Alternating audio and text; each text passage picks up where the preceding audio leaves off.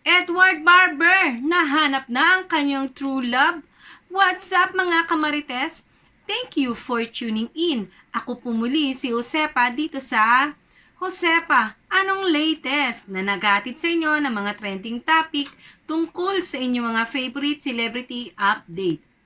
Eto nga ang latest kay Edward Barber. Edward Barber nahanap na ang tunay na nagpapasaya sa kanya at masasabi na rin natin kanyang true love. Pero bago natin simulan at pag-usapan ang naturang love ni Edward Barber, ay magbasa muna tayo ng ilang mga komento ninyo dito sa aking mga video. Komento ni Cynthia Alhambra, "That's true, lalaki si Edward at walang mawawala sa kanya. Single at hindi niya girlfriend si Maymay." 100% agree ako sa'yo, Cynthia, diba? Ayon na kay Maymay Entrata, diba? Na hindi niya o wala silang romantic na nangyayari sa kanila ni Edward Barber, kundi talagang magkaibigan lang sila. Kaya kahit sinong makasama, makatabi ni Edward Barber na babae o maling sa kanya ay walang problema dahil unang-una single itong si Edward Barber, diba? Kaya no big deal o no big issue dapat yan, diba? At saka isa pa, hindi lang sa lalaki siya, diba? Kundi single na single itong si Edward Barber at ang mga naliligdig naman sa kanya ay single din naman, diba? At why not coconut? Ito, ayon naman kay sa Rosa Uro, Celi, Josepa, malungkot lang kasi si Maymay dahil this is the first time na magsuot bikini. Alam naman natin na may live, okay? Nako, hindi ako dyan sang-ayon sa komento mo, Rosa Uro. Siguro first time ni Maymay magsuot ng swimsuit sa Cover Magazine. O, diba? Sa Cover Magazine, baka first time ni Maymay magsuot ng swimsuit. Pero sa totoong buhay, hindi naman po ito ang kanyang first time, lalo na si Maymay Entrata ay laking Camiguin, diba? Na alam naman natin na napakadaming magagandang beach dyan sa Camiguin at isa yan sa lugar sa Pilipinas, ang number 1 sa aking listahan na gustong gusto kong marating. Ayan ang Camiguin dahil napaka maraming beach dyan sa lugar nila. Siguro first time ni Maymay magsuot ng swimsuit sa Cover Magazine. First time niya to. Pero sa totoong buhay, hindi po. Dahil high school pa lang si Maymay, may nakitan ako mga picture ni Maymay nung teenager siya, nung high school siya, nung bata siya, na naka-swimsuit po siya. Meron pang isa na nakatupi siya. Pero yung suot naman niya sa pambabae, may pagka parang cycling o leggings, ganon. Pero maraming salamat sa komento mo, Rosa Uro, Celi, diba? At ito, ayon naman kay Helen Di Guzman, na misinterpret nyo lang po yung sinabi niya na nagkwento lang po siya about happens to her yung pananaw niya dati. But now, positive na po yung mindset niya. At di na niya pinapansin yung mga tirada sa kanya na minamaliit siya. Just saying, hashtag Maymay Entrata, hashtag Mayward. O, diba? Hindi na nga niya pinapansin. O, eto, Helen Di Guzman. Oo, hindi na nga pinapansin. At wala na nga pake si Maymay Entrata sa mga komento ng ibang tao tungkol sa kanya o sa pambabas sa kanya, diba? Kaya lang, diba, siya ang may doubt sa sarili niya. Lagi niya minamaliit yung sarili niya. Kita nyo naman do sa latest na BTR ng Slay Magazine, diba? Binaliit na naman yung sarili niya. At yun ang pinakamahirap sa lahat, yung may doubt ka sa sarili mo kaysa sa sasabihin ng ibang tao. Kasi ang opinion na sasabihin ng ibang tao, hindi mo yan kontrolado. Pero yung nararamdaman mo, yun ang mahirap, yun ang iyong mahirap labanan, diba? Wala kang esteem bang tawag doon, wala kang tiwala sa sarili mo, wala kang tiwala sa kakayahan mo, 'di ba? Kasi Wala tayong magagawa sa ibang sa komento at saka sa opinion ibang tao kasi sila yun eh, 'di ba? Nasa sa iyo kung paano mo siya tatanggapin at paano mo siya ano ba tong tawag dito? Haharapin. Oh, salamat sa komento mo, Helen D. Guzman. Okay, eto, ayon naman kay Rosa Uro Celi. Oh, hi Josepa. Gusto ko lang ayusin ang pangalan ko. Ako po ay si Tita Quiblat. Still may word pa rin hanggang dulo. Uy, talaga namang napaka-unique po. Tita Quiblat ng inyong pangalan. Yayamanin at napakahirap tandaan at mahirap bigkasin. Biruin mo, Quiblat, diba? Yayamanin ang pangalan ni Tita, Quiblat, ang hirap-hirap bigkasin at saka unique. Oh, ayan, unique na unique ang kanyang pangalan. At eto nga, sabi naman ni Cynthia Alhambra, ang gwapo ni Edward, pwedeng Elvis Presley or of the Philippines. Why not? Maganda naman ang boses niya. At sang-ayon ako sa iyo diyan, Cynthia. O, di ba? Marunong magsayaw si Edward. Marunong din siya kumanta, marunong umarte at higit sa lahat napakagaling na host, di ba, nito ni Edward Barber. Sa akin, kahawig siya, pinaghalo siyang Gabby Concepcion and Aga Mulak. Ganyan ang tingin ko kay Edward Barber. Pero pag nakita mo talaga si Edward Barber sa personal, kung gwapo na siya sa TV, ay mas lalo po. Nako, di hamak na mas gwapo po siya talaga sa personal. Para po siyang wax. Napakakinis po niya, napakatangos ng ilong, napakaputi. Ang puti po niya, talagang tisoy na tisoy po siya. O eto, huling komento na ating babasahin at talaga namang mukhang napakahaba at nagsusumigaw ang kanyang komento. Kaya babasahin natin ang komento ni Lucy 501. Ayan, Lucy 501. Ang sabi ni Lucy, talaga naman nagsusumigaw ang komento ni Lucy. O eto, kahit tambakan man si Maymay entrata ng pera, material at fame kapag walang tunay na relasyon sa Diyos, di mo makamtan ang tunay na peace at joy. Ay, sang-ayon po ako sa inyo dyan.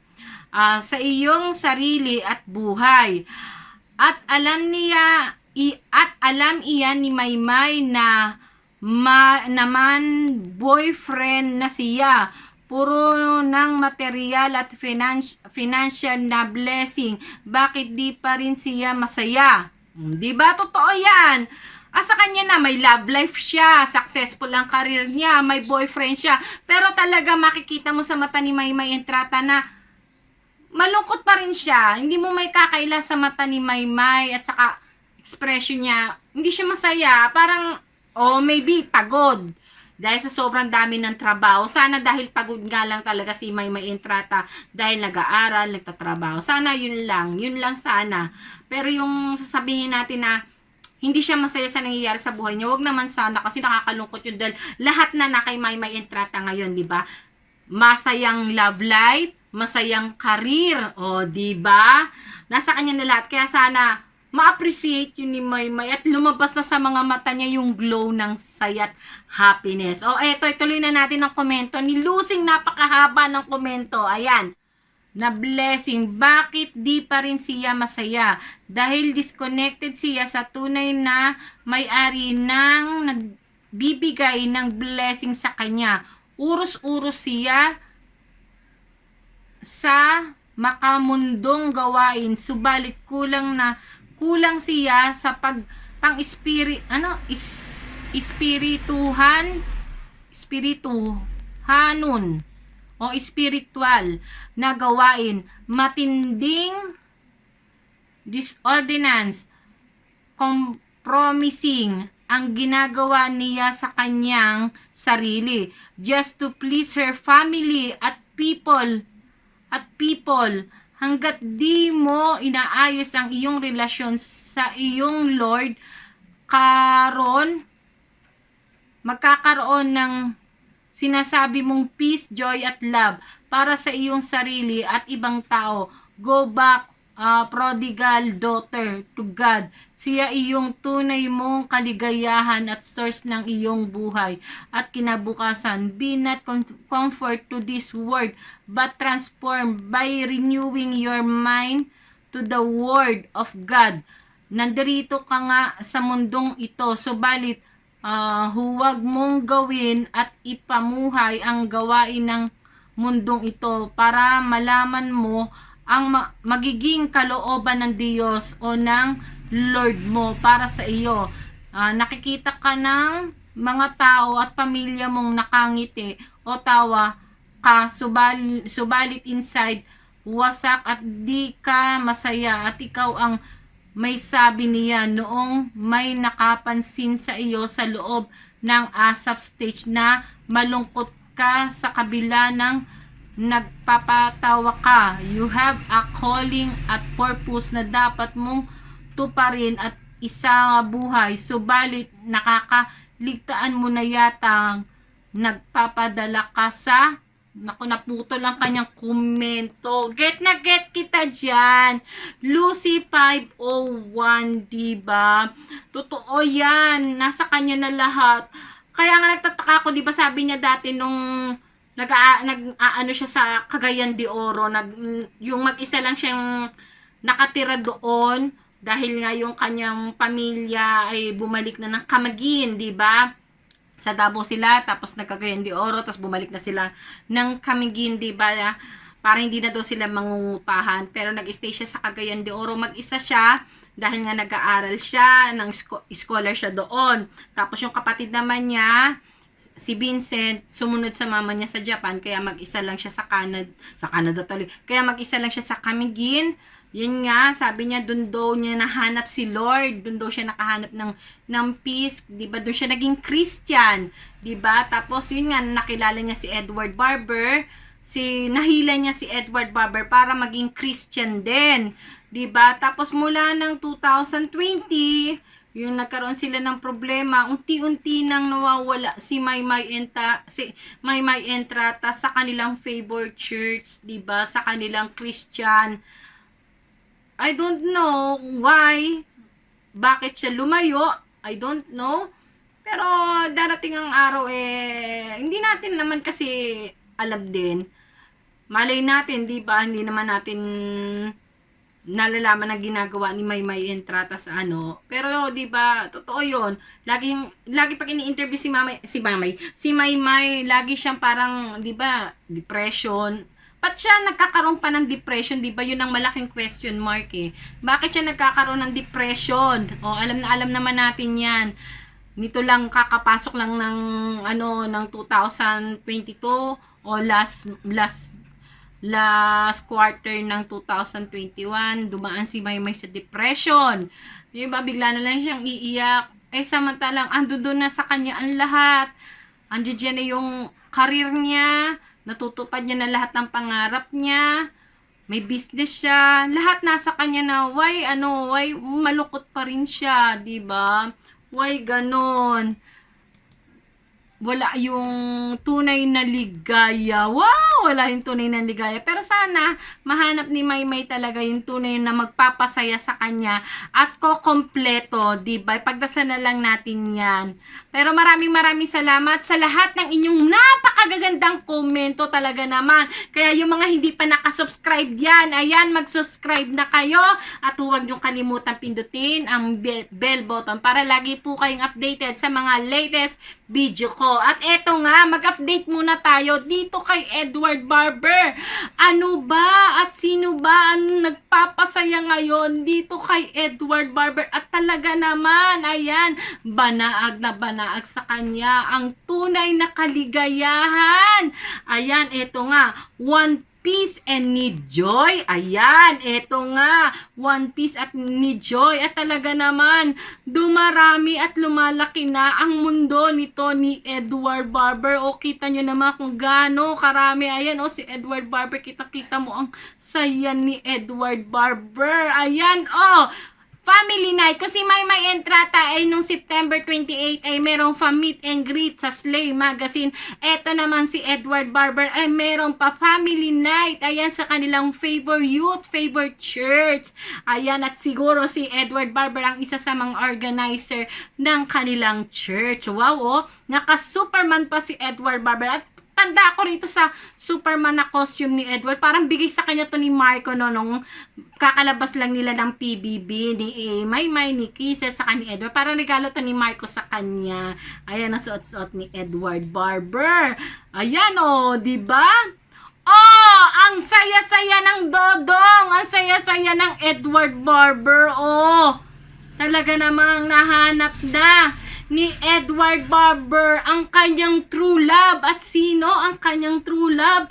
Ayan, si God ang kanyang true love, si Papa Jesus. At nahanap na rin niya ang kanyang peace of mind at tunay na magpapasaya sa kanya. Diba? Hindi material na bagay o kung hindi kung ano pa man, kundi ang kanyang communication at pagmamahal kay God. Yan ang tunay na love. Oh, 'di ba? Dahil kapag nahanap mo 'yan tunay na love na 'yan, lalo na pag kay Christ, pag kay Lord, yan ang true happiness. Oh, 'di ba? At talagang isa na siyang Superman dahil kay Lord, 'di ba? Nahanap na ni Edward Barber ang kanyang true love at true happiness kay Lord. Ay, nakaka-proud naman itong batang to. At ito nga ang latest update ni Edward Barber sa kanyang Instagram story. Ayan, isinare nga ni Edward Barber ang Awit Award. Ayan, sinare na ni Edward Barber ang Awit Award na ipapalabas na nga ito sa TV. Yan, ipapalabas na nga. The Concert High Never Stop. Relive the Awit Award 2022 Nominees Fest all over again with the official event coverage airing on Mix this September 30. Ayan, September 30, mamaya 8 p.m. sa Mix at saka yung part 2 sa October 2, 7 p.m. Also, streaming on I1TFC. O, diba? Kung merong ganap mamaya si Maymay Entrata sa ABS-CBN YouTube channel nila ng Slay niya. Ito namang si Edward Barber, meron ding ganap. Yung kay Maymay mamaya alas 6, tandaan nyo sa ABS-CBN YouTube channel. Alas 6 yun ng Slay Magazine ni Maymay. Tapos mamaya naman sa Mix, ayan, mapapanood natin. 8 p.m. naman yung kay Edward at yung part 2 ng Awit Award 2022 Nominees Fest ay sa October 2, 7 p.m. at mapapanood din natin siya sa ayan, I1TFC. O, diba?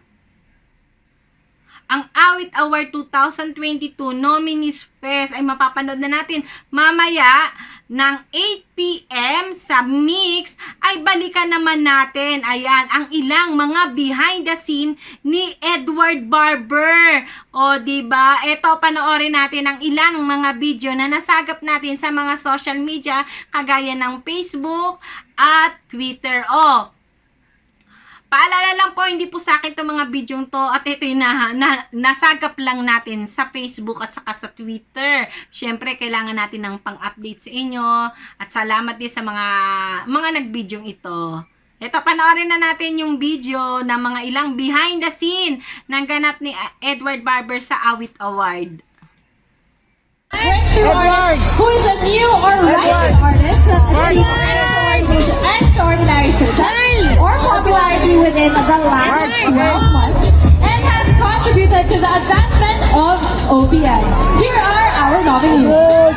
We have Kelvin Miranda, Carissa, Arthur Neri, Laika Gayranon, Arthur Miguel, Chica Marie, Denise Julia, Adam Obra.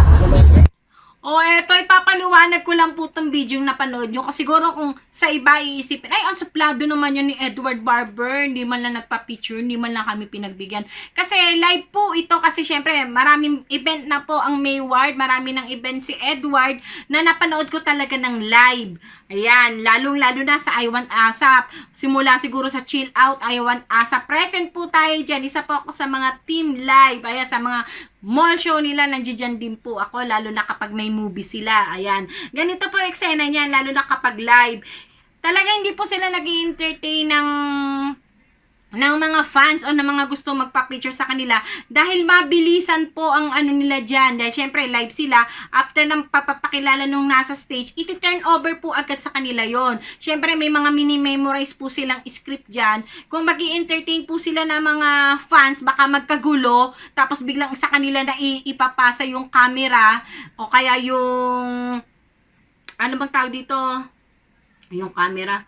Yung basta kung biglang ipapasa sa kanila na nagkakagulo pa yung mga tao, mahirap po yan. Kaya inaano ho sila dyan, ino-orient sila na kailangan dire-diretso, wag muna kayo mag-entertain ng fans, focus muna tayo sa trabaho. Doon po yan. Yun naman pagbibiro ng paghahanap ni Edward Barber ng ID sa yung gusto magpa-picture. Joke lang po yun ni Edward Barber. Ganyan po talaga si Edward sa personal.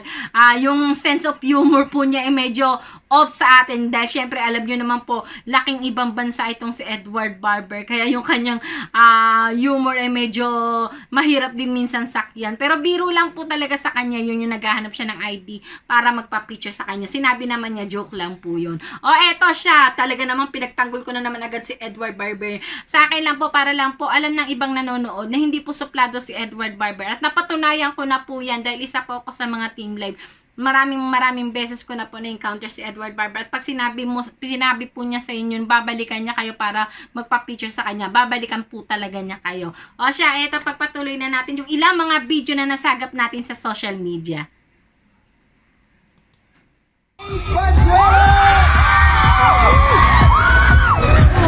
But of course, we are still not going. Thank you so much for sharing, Selena. Pero as we got this, we're looking forward to Ace Manuel coming on in just a little bit. But Selena, saan po tayo ngayon? Kalimutan ko. We're in the Venice Piazza McKinley Hill for the Awit Awards 2022 nominee fest presented by Pari, curated by Mix, and we have a niece that we have to, I guess, introduce to everyone right here. Take it away, Selena. O, diba, sabi ko sa inyo, kaya hindi nagpapapicture si Edward Barber dito nung may tumatawag sa kanyang fan. Kasi sa kanila na po agad ipapasa after po nung mga host po dun sa ano, yung ini-interview dun sa stage. Sa kanila po agad. Kaya, tingnan nyo. Tama nga naman. Tama yung pagpapaliwanag ko sa inyo. O, eto, ituloy na natin yung mga ilang video na nasagap natin sa social media. At tapos pag-usapan natin, magbibigay ako ng reaction. Kung meron ha. O, eto. Once again, it's Anisha. So, of course, the ladies here. Thank you so much, Anisha. You're amazing. But of course, you are still watching Awit Awards. Nominee Fest, of course, presented by Pari and created by Mix. What an amazing time to be alive. Okay, that's Anisha.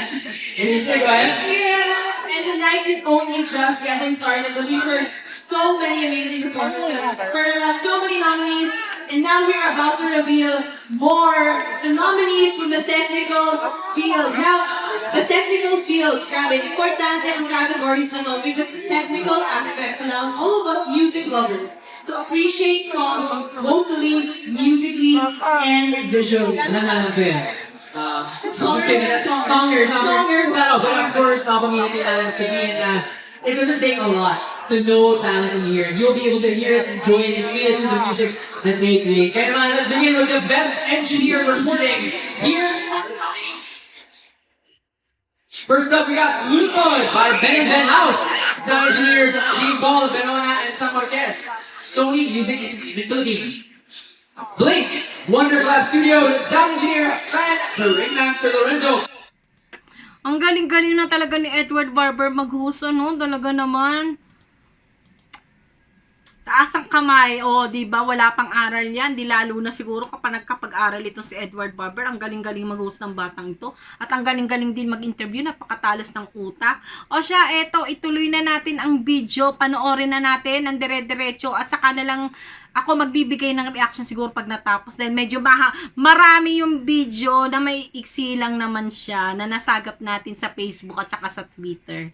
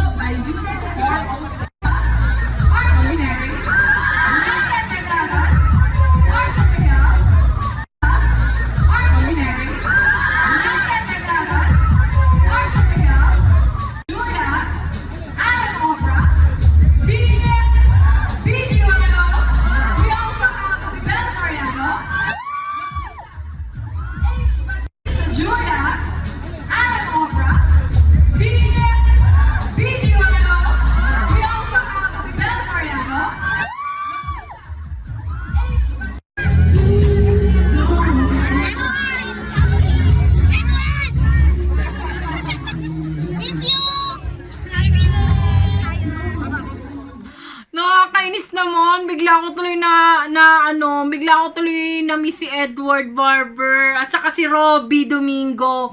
Kasi sa I Want ASAP, ganyan ako sa kanila. Lalo na kapag off-cam. Yan. Ako, Diyos ko talaga namang maraming kalokohan dyan si Robbie Domingo kapag off-cam ng I Want ASAP. Talaga namang sisigaw ako ng Robbie! Kasi kaya Ruby ang aking tinatawag para mapansin niya ako. Yan. Syempre, iniiba natin yung kanyang pangalan. Imbis na Robbie. Robbie. Tama ba? Imbis na Robbie, Robe, o kaya Robbie.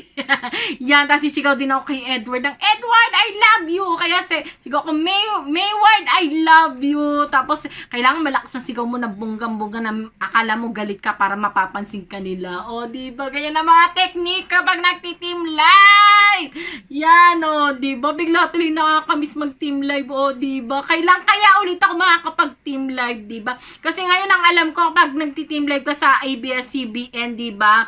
Lalo na ng Showtime, nagpapaswab test ka ron. Ay, ayoko na sundutin ang ilong ko, o, diba? Baka mamaya pag sinab test ako doon, bigla mag-positibo. Patay tayo dyan, o, diba? Hindi na ako makauwi. Joke lang, pero fully vaccinated na, nakapag-booster na naman ang lola ninyo. Kaya kahit pa paano may protection na, o, di ba? Pero ingat-ingat pa rin, di ba? Alcohol pa rin lagi at wear face mask kung maaari, di ba? O siya, ituloy na natin yung video. Bigla ko lang na-miss mag-team live at na-miss ko talaga ng sobrang-sobra itong si Edward Barber.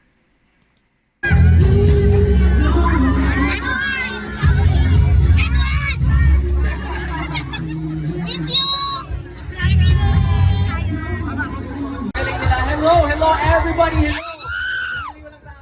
Nandito ngayon. Welcome to the AWAT Awards 2022 nominee Best Ako po si Edward Barber. Kasama ngayon ang nag-iisang DJ Sam with 2 M's.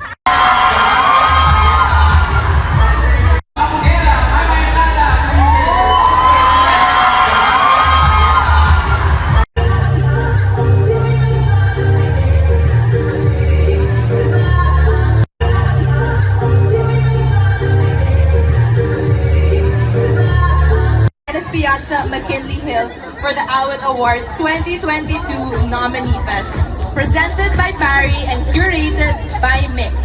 But now we are about to announce the first batch of nominees for the recording field for the Best Global Recording. Yes, so let's begin with the best. Mary Wednesday Aquino, Associate, PwC Philippines. Mary Wednesday Aquino, Associate, PwC Philippines. Field. Now, the technical field. Grabe, importante ang categories na to because the technical aspect allows all of us music lovers to appreciate songs vocally, musically, and visually. Alam ko yan. Songer pala, songer. Songer. Songer, well,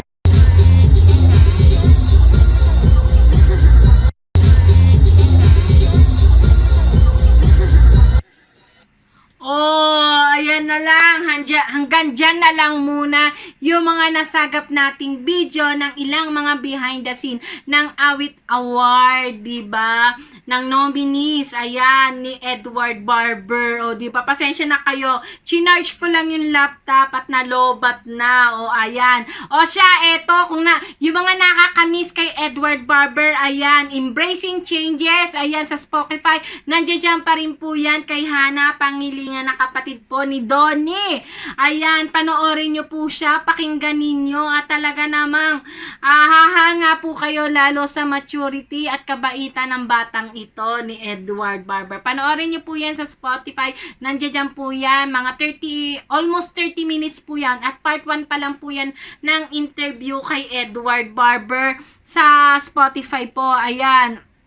Panoorin nyo po iyan. Tapos, syempre, dahil nga napag-usapan natin itong Awit Award, eto, huwag nyo po kalimutang iboto itong si Maymay Entrata sa Awit Award 2022. Nominees po siya sa 4 na category. At ayan po yung favorite song, best dance recording, best music video, favorite female artist. Yung pong dalawa dyan, ayan, yung dalawa po, hindi na po natin kailangan mag-vote dyan sa best dance recording at saka best music video. Ang kailangan lang po nating iboto si Maymay Entrata ay dito sa favorite song po, kasali po yung Ama Kabugera, at ito pong favorite female artist, kasali po dyan si Maymay Entrata. At kung paano po bumoto, ganito lang po. Vote for Maymay and Ama Kabugera at 35th Awit Award, Maymay Entrata, People's Voice Favorite Artist, just text, vote, space, KE13, and isend nyo lang po sa 8933, at yung Ama Kabugera po ay People's Voice Favorite Song, ayan, just text, vote, space, KH12, at isend nyo lang po sa 8933. Available po siya. Pwede po kayong gumamit ng kahit anong SIM card po. Sa halaga lamang po siya ng 2 pesos and 50 centavos kada boto. Ayan, unlimited voting po yan hanggang may load kayo. Bumoto po kayo ng bumoto sa People's Voice favorite song at saka sa People's Voice Favorite Female Artist. Ayan, si Maymay Entrata po ay nominado dyan. At Ama Kabugera, favorite song naman po, nominado rin po siya. At ang voting po ay hanggang sa November 11. Ayan, malapit na po. Kaya boto lang po tayo ng boto at sana manalo itong si Maymay Entrata. O, paano mga kamarites? Hanggang sa susunod na update uli kina Maymay Entrata at Edward Barber na mas kilala natin sa tambalang Mayward. Hanggang sa muli po, ako po muli si Josepa. Hanggang sa muli, paalam!